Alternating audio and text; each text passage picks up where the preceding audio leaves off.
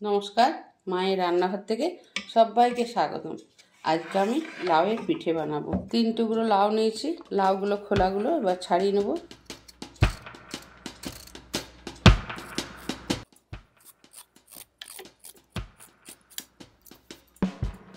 খোলাগুলো ছাড়িয়ে নিয়েছি, এবার গ্রেট করে নেব। লাউটা গ্রেট করা হয়ে গেছে। এখানে আমি আতপ চাল ধুয়ে 2 ঘন্টা আগে ভিজিয়ে রেখেছিলাম। এই বাটির হাফ বাটি নিয়েছি। 250 সুজি দিচ্ছি। চালটা পেস্ট করা হয়ে গেছে, আমি আরেকবার পেস্ট করে নেব সুজি দিই। আর জলটা ঠিক হাফ বাটির মতো দিলাম, আবার আমি পেস্ট করে নেব। সুজি দিয়ে ভালো করে পেস্ট করে নিয়েছি। দেখুন ঠিক এরকম হয়েছে, খুব ভালো পেস্টটা হয়েছে। আমি দেখিয়ে দিচ্ছি হাতে করে। এবার একটা পাত্র নিয়ে ঢেলে দিচ্ছি। যে কাপে মেপে আমি সুজি নিয়েছিলাম সেই কাপের মাপে আমি ময়দা নিচ্ছি। এবার ভালো করে জল দিয়ে একটু মিশিয়ে নেব। প্রথমে মিশিয়ে নিচ্ছি, তারপরে জল ঢালবো। অল্প অল্প জল দেবো। খুব ভালো করে মিশিয়ে নিচ্ছি। সুজিটা আমি 10 মিনিট একটু রেস্টে রাখতে হবে ব্যাটারটা, কারণ সুজি দিয়ে আছে, সুজিটা একটু ফুলবে। 10 মিনিট পর আমি ফিরে এলাম। আদা গ্রেট করে দিয়েছি আর কিছু লঙ্কা দিলাম। একটু ঝাল ঝাল করবো। এই রেসিপিটা আমার মায়ের কাছ থেকে শেখা। মা এটা শীতকাল হলে খুব করতো। একটু ধনে পাতা দিলাম আর পরিমাণ মতো নুনটা দিলাম, তবে জল দিতে হবে।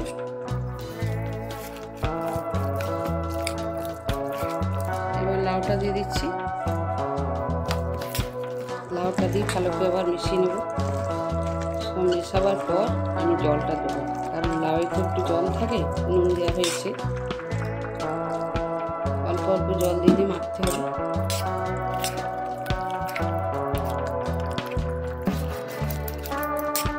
আর একটু জল লাগবে।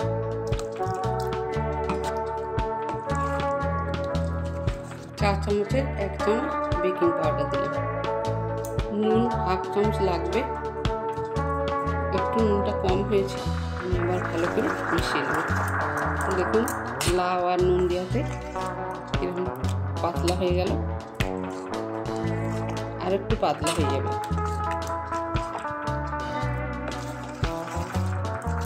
যতবার লাউয়ের পিঠে করবেন এইভাবে তলা থেকে নেড়ে যাবেন, নাহলে তলায় বসে থাকবে।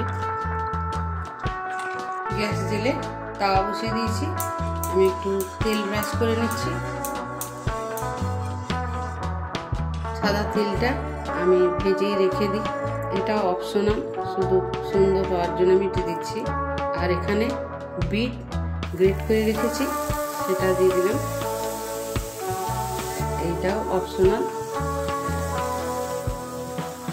এবার আমি ব্যাটারটা ঢেলে দেবো।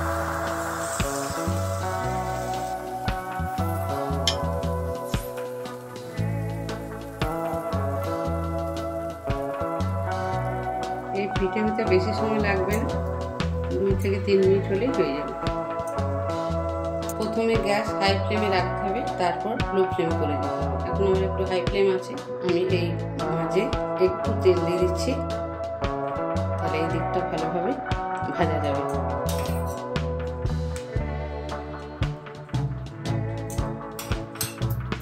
একটু উপর দিয়ে ব্রাশ করে দিলাম।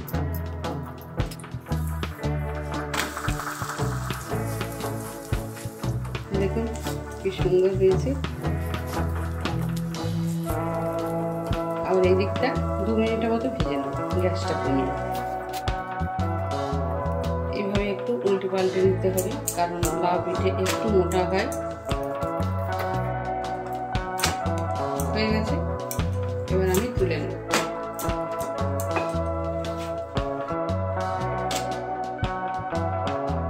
এবার পরেরটা করে নিচ্ছি।